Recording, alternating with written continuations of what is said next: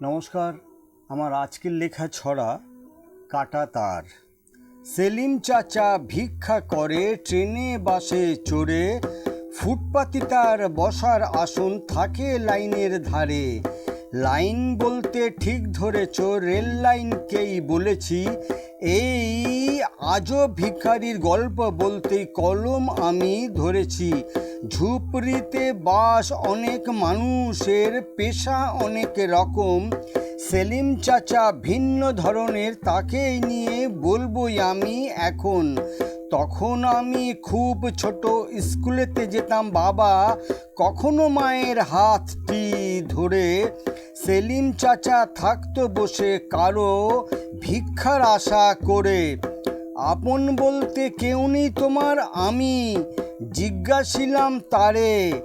উত্তরে বলল আমার ছিল সব কাটা তারের ওপারে।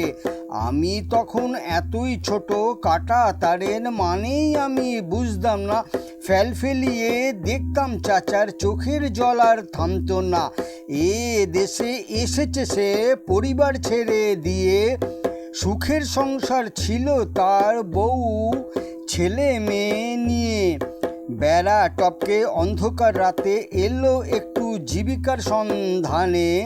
খবর এলো বন্যায় সব ভেসে গেছে, কেউ বেঁচে নেই প্রাণে। কি আর করে সেলিম চাচা, থেকে গেল এই দেশে। ফুটপাতি তার ঠিকানা হলো, ভিখারি হলো জীবিকা তার, ভাগ্যের পরি হাসে। ভিক্ষাবৃত্তি করলেও তার মনটা ছিল ভালো।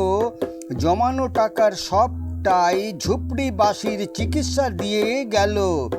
হরি কাকার ছেলের একবার রক্তের প্রয়োজন হয়েছে। সেলিম চাচার রক্তদানে তার প্রাণ ফিরে পেয়েছে। বাবুর বাড়িতে কাজ করার আমার বিয়েটা আদৌ হতো না। ফিরে যেত বরের গাড়ি যদি চাচা পণটা দিত না। এভাবেই কত মানুষের কত ভাবে কান্না সে মুছে সে। হারিয়ে যাওয়া আনন্দ তার কাজেই ফিরে পেয়েছে। ধর্মকে সে দূরে ঠেলে মানুষকে করেছে আপন। ধর্মকে সে দূরে ঠেলে মানুষকে করেছে আপন। সেবার জন্য জায়গা লাগে না, যদি থাকে সঠিক, যদি সঠিক থাকে মন। নমস্কার।